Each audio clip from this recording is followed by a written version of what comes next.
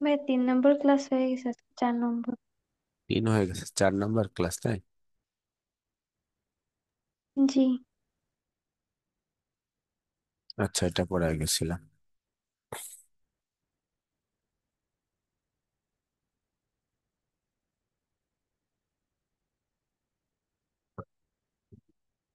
খেয়াল করবেন, আমরা ম্যাট্রিক্স এবং নির্ণায়ক যে অধ্যায় করছিলাম, 3টা ক্লাস হয়েছে আপনাদের, 4 নাম্বার ক্লাস।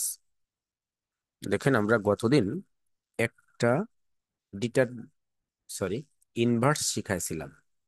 এই ইনভার্সের উপরেই আজকের ক্লাস। দেখেন, একটা দেওয়া আছে মান, বলছে যদি এ সমান 1 2 3 4 হয়, তবে দেখাও যে এ ইনভার্স টু দি পাওয়ারে আছে আবার ট্রান্সপোজ সমান এ ট্রান্সপোজ টু দি পাওয়ার আছে -1। তাহলে আপনার কাছে যে ম্যাট্রিক্সটা দেওয়া আছে এ, এটাকে আপনাকে একবার ইনভার্স করে ট্রান্সপোজ করতে হবে, দেন আপনি ট্রান্সপোজ করে ইনভার্স করবেন। তাহলে অঙ্কটা দুই ভাবে করতে হবে, সমান হবে সেটা আপনাকে দেখাতে হচ্ছে এই অঙ্কের মাধ্যমে। দেখেন, দেওয়া আছে দিয়ে লিখলাম এলএইচএস। আমাদের দেখেন এই এলএইচএস আমরা ফাঁকা রাখছি, কারণ কি? আমাদের এটা একটা হেয়ার বেজ অঙ্ক, এ ইনভার্স আপনাকে বের করতে হবে। তাহলে এ ইনভার্স যদি আপনারা বের করতে চান, এ ইনভার্সের সূত্র কি? 1/a determinant into adjoint of A matrix.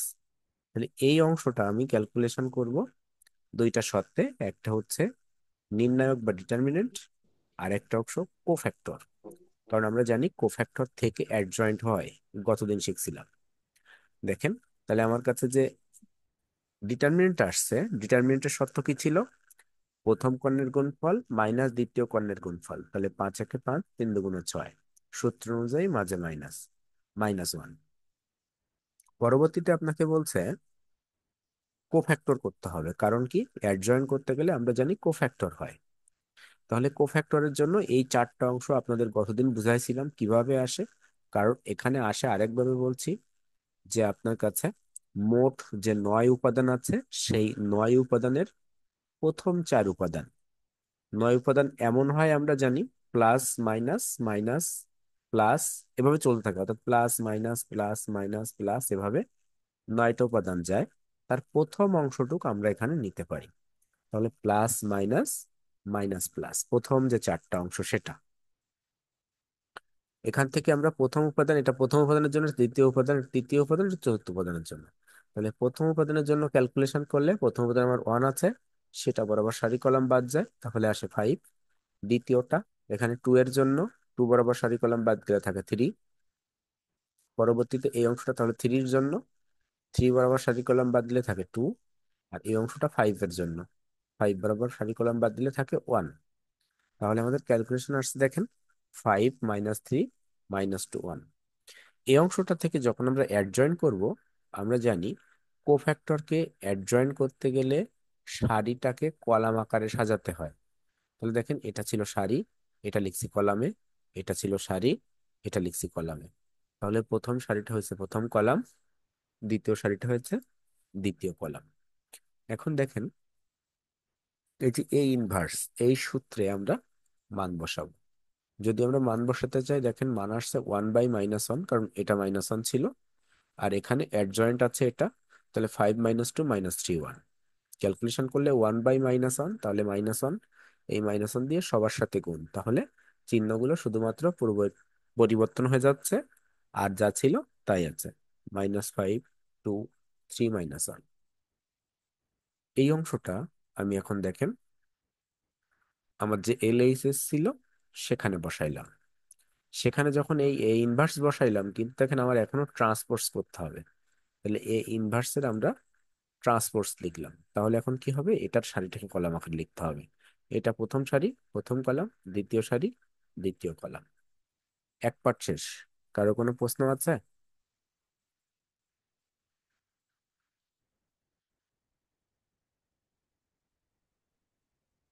না ভাই। না ভাইয়া। পরবর্তী দেখেন, এর পরের পার্টটা তাহলে আমাকে কি করতে হবে? প্রথমে ট্রান্সপোজ, দেন ইনভার্স। দেখেন, আমি তাই এ লিখলাম, আর এইচ এস এ ট্রান্সপোর্স, তাহলে 2 3 5। পরবর্তীতে এখন এই এ ট্রান্সপোর্স এর ইনভার্স করব। দেখেন আমরা জানি দিয়ে লিখছি,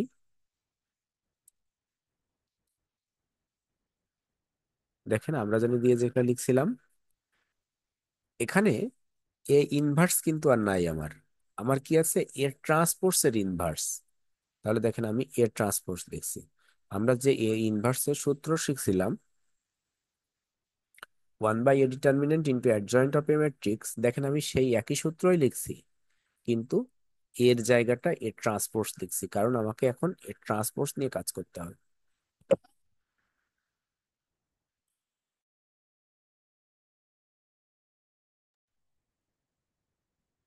আচ্ছা,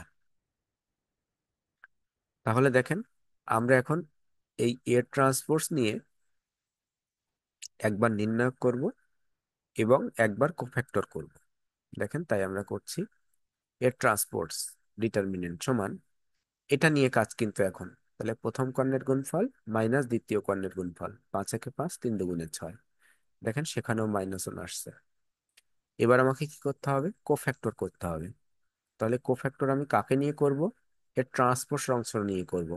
এখানেও দেখেন সেই 4টা অংশ, প্লাস মাইনাস মাইনাস প্লাস। এটাকে যদি আমি প্রথম অংশ, 1 বরাবর সারি কলাম বাদ দিয়ে 3 থাকে, 3 বরাবর সারি কলাম বাদ দিলে 2 থাকে, 2 বরাবর সারি কলাম বাদ দিলে 3, 5 বরাবর সারি কলাম বাদ দিলে 1। দেখেন এটা আসছে। এখান থেকে 5 - 2 - 3 1, সারিটাকে কলাম আকারে সাজাইলাম, 5 - 2 - 3 1। তাহলে আমাদের অ্যাডজয়েন্ট ম্যাট্রিক্স চলে আসছে। এই দুইটা অংশ তাহলে এখানে বসাবো।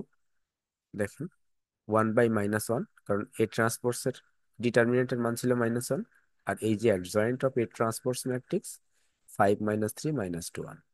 তাহলে এখানে আমরা 1/-1 অর্থাৎ -1, সেই -1 দিয়ে সবাইকে গুণ করব। তাহলে আমার সত্যগুলো যেটা চিহ্ন পরিবর্তন হয়ে যাবে, মাইনাসটা প্লাস হয়ে যাবে, প্লাসটা মাইনাস হবে, আর 1 দিয়ে গুণ হচ্ছে, এই কারণে কোনো প্রভাব পড়বে না। তাহলে দেখেন এখানে এই পর্যন্ত আসছে। এই যে অংশটা আপনার কাছে আসছে, এই অংশটা তাহলে এখন এখানে বসালে অঙ্ক কমপ্লিট। দেখেন এর ট্রান্সপোর্স ইনভার্স সমান -5 - 3 2 - 1। আগেও দেখেন আমার এটাই বের হয়েছিল, এল এইচ এস সমান আর এইচ এস শোধ। বলেন কারো কোনো প্রশ্ন থাকলে।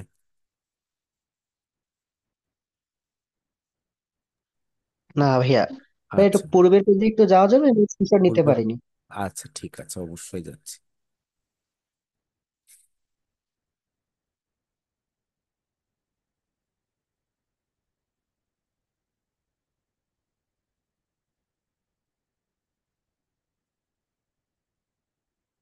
ঠিক আছে, জি ভাই, ঠিক আছে।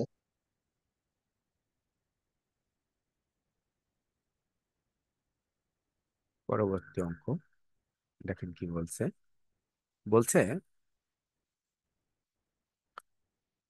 এ সমান 5 4 3 8 হয়, তবে দেখাও যে এ ইনভার্স তাদের আবার ইনভার্স। দেখেন তাহলে বলছে কি, এ ইনভার্স 1 আবার টু দি পাওয়ার আছে ইনভার্স 1। তাহলে এটাকে বোঝাচ্ছে আপনি একবার ইনভার্স করবেন, পরবর্তীতে আবারও ইনভার্স করবেন। ইনভার্স করলে আপনার কাছে কি ফিরে আসতে হবে, যাকে ক্যালকুলেশন করছিলেন সেটা। তাহলে দেখেন আমরা এখানে শুরু করছি।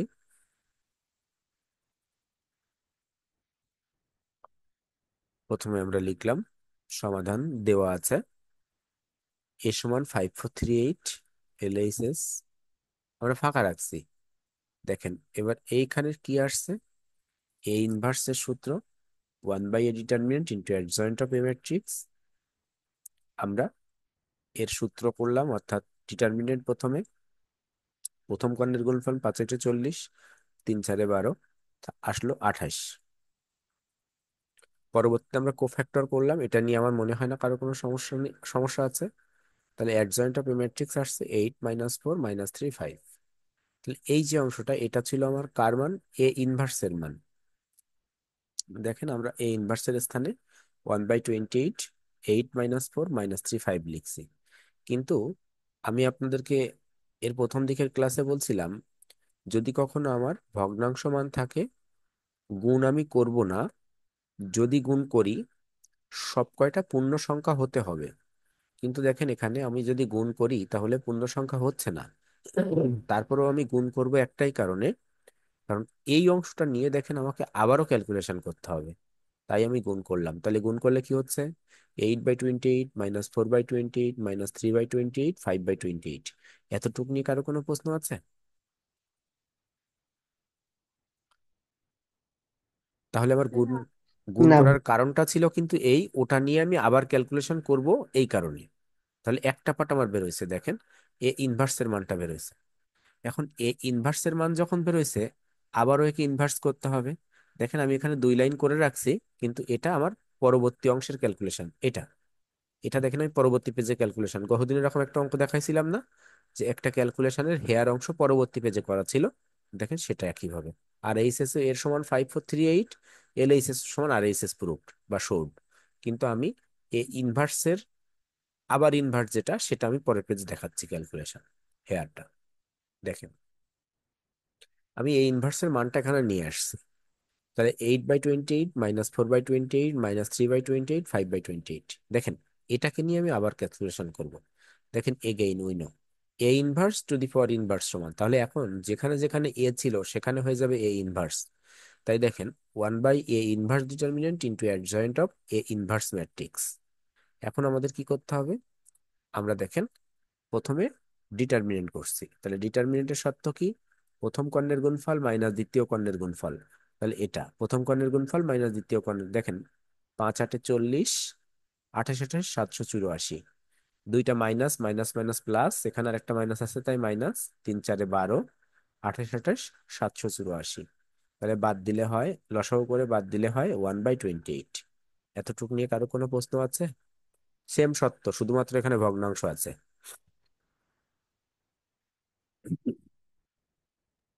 না ভাই। আচ্ছা, তাহলে এখন আমরা কি করব? কোফ্যাক্টর। ঠিক একই সিস্টেম, কিন্তু কোফ্যাক্টর গুলো এখন ভগ্নাংশ আকারে আসবে, এই ছাড়া আর কিচ্ছু না। দেখেন কোফ্যাক্টর, তাহলে প্রথমটা 8 এর জন্য, তাহলে 5/28, পরেরটা -4 এর জন্য, তাহলে -3/28, পরেরটা -3/28 এর জন্য, তাহলে -4/28, পরেরটা 5/28 এর জন্য, তাহলে 8/28। এই মাইনাস মাইনাস গুণ করে দেখেন প্লাস হয়ে গেছে, এই মাইনাস মাইনাস গুণ করে প্লাস হয়েছে। তাহলে 5/28, 3/28, 4/28, 8/28, এদেরকে আমরা সারিটাকে কলাম আকারে লিখলাম। তাহলে 5/28, 3/28, 4/28, 8/28। কারো কোনো প্রশ্ন? এই অংশটা দেখেন, এখানে আমরা বসাচ্ছি এই যে। তাহলে ওয়ানের সাথে আমার সূত্র কি? ওয়ানের সাথে এ ডিটারমিনেন্ট ভগ্নাংশ আকারে ছিল, এ ইনভার্স ডিটারমিনেন্ট ভগ্নাংশ আকারে ছিল। তাহলে 1/1/28, তাহলে দেখেন ওয়ানের সাথে ভাগ সম্পর্কে আছে এটা, তাহলে এটা হরটা লব হয়ে যাবে গুণ হয়ে, তাহলে 1/1/28 কে 1 × 8 21/1 হবে। দেখেন এটা আসে। এবার এই অংশটা এখানে আছে, তাহলে 28 দিয়ে সবার সাথে গুণ বোঝায়। তাহলে 28 দিয়ে দেখেন সবার সাথে গুণ হলে 5 × 28/28, তার মানে 28 করে কাটা যায় সবার সাথে। তাহলে 5438 থাকে। দেখুন 5438, এটা আমার এর মান। কারো কোনো প্রশ্ন থাকলে প্রশ্ন করতে পারেন, এটাই দেখেন ওই পাশে লেখা ছিল। ঠিক আছে। জি ভাইয়া। আচ্ছা, এটা জটিল মনে হচ্ছে শুধুমাত্র এই ভগ্নাংশটার কারণে, এই ছাড়া আর কিচ্ছু না। পরবর্তী অঙ্কে যাচ্ছি তাহলে। ভাইয়া এই সেকেন্ড লাইনটা আরেকবার একটু বুঝাই দিবেন? কোথার সেকেন্ড লাইনটা বলেন আমাকে তাহলে এই যে, এই জায়গায় এইখানে। হ্যাঁ হ্যাঁ হ্যাঁ। আচ্ছা, এখানে দেখেন এই ওয়ানের সাথে এটা ভাগ সম্পর্কে আছে না? সাপোজ জি। আপনাকে যদি আমি একটু বুঝাই, ধরে নেন এখানে সমান আছে 2/3/8 আছে, তাহলে আমরা কিভাবে লিখি? 2 × 8/3 লিখি না? ঠিক সেই শর্ত দেখেন এখানে জি। হচ্ছে। তাহলে এখানে 1/1/28, তাহলে ওয়ানের সাথে গুণ হচ্ছে 28/1, সে 28 থাকে। ঠিক আছে। হুম। ঠিক আছে। আর তারপরে সমস্যা হচ্ছে এখানে গুণ করা, এই যে 28 কিভাবে ভ্যানিশ হয়ে গেছে। এই 28 দেখেন, এখানে একটা 28 আছে, সবার সাথে 28 আছে, তাহলে এই 28 কাটা যায়, শুধু 5 থাকে। জি ভাইয়া, বুঝছি। আচ্ছা, পরবর্তী অঙ্কে যাচ্ছে তাহলে।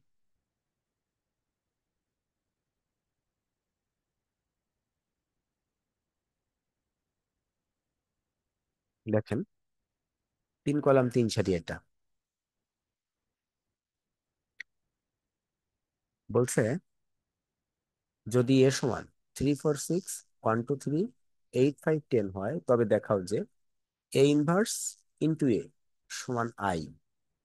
তাহলে এখানে এ ইনভার্স বের করতে হবে, ইন্টু এ তার সমান হবে আই এর। তাহলে 3 কলাম 3 সারিতে আই এর মান কি আমাদের মনে আছে? 10 0 1 0 0 0 1 0 0 0 1। তাহলে এটা আমার 3 কলাম 3 সারির আই এর মান। দেখেন এটা আবার একটু ঝামেলা আছে কিন্তু। আমরা গতদিন যখন অঙ্ক করছিলাম, নির্ণায়ক শিখছিলাম 3 কলাম 3 সারির, সে ধরনের ভাবে, অর্থাৎ ওই যে র্যাঙ্কের ক্ষেত্রে। দেখেন তাহলে আমার প্রথমে হেয়ার দিয়ে শুরু করছি, এ ইনভার্স। সূত্র কি? 1/a determinant into adjoint of A matrix. দেখেন এখন এই এ ইনভার্স কিভাবে আসছে। আমার এখানে 3টা সারি 3টা কলাম, এই কারণে বড় বড় শর্ত। দেখেন প্রথমটা প্লাস, তারপর একটা মাইনাস, তারপর একটা প্লাস। 3 4 6, 3 4 6। প্রথমে 3 বরাবর সারি কলাম বাদ দিলে থাকে 2 3 5 10। 4 বরাবর বাদ দিলে 1 3 8 10। 6 বরাবর বাদ দিলে 1 2 8 5। ঠিক আছে তাহলে,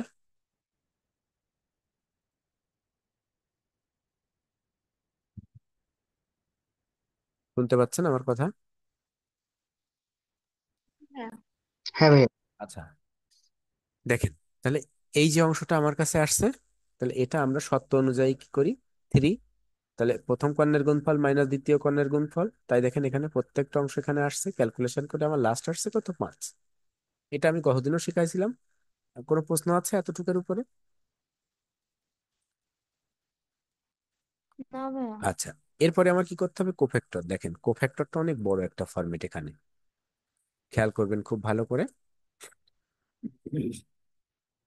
এই অংশটা একটু খেয়াল করেন।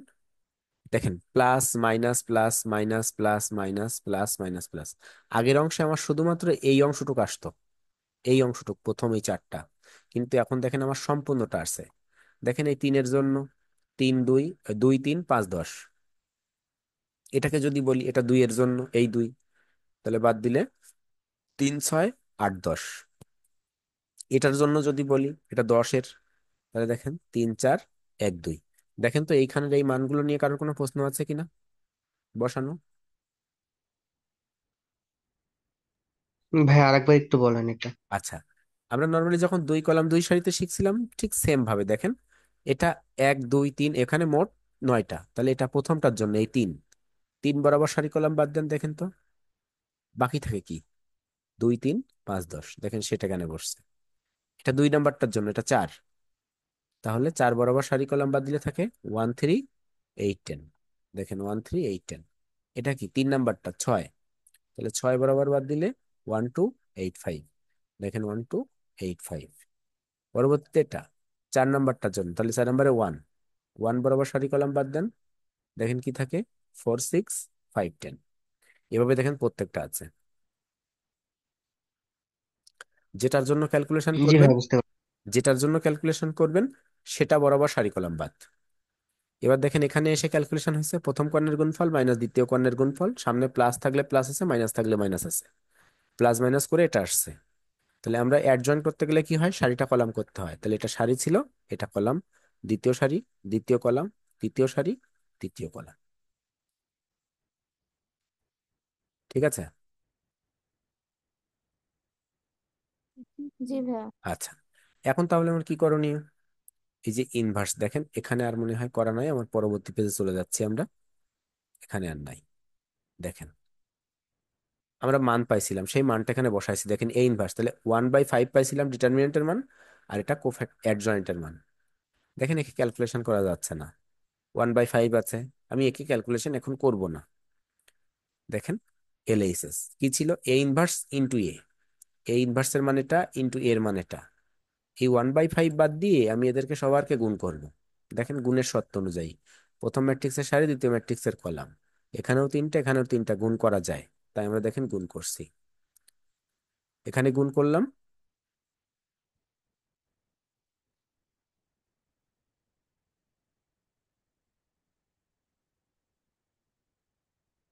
দেখেন আমরা এখানে গুণ করছি। তাহলে গুণ করলাম কিভাবে? এটার সাথে এটার, 5 3 15 -10 1 -10 0 8 0। দেখেন এই তিনটা অংশ এভাবে গুণ করছি। গুণ করার পরে যোগ বিয়োগ করলে 500 050 005। তাহলে 1/5 এর সাথে এইগুলা গুণ করলে দেখেন এই অংশটা 1 হয় আর সবগুলো 0 হয়।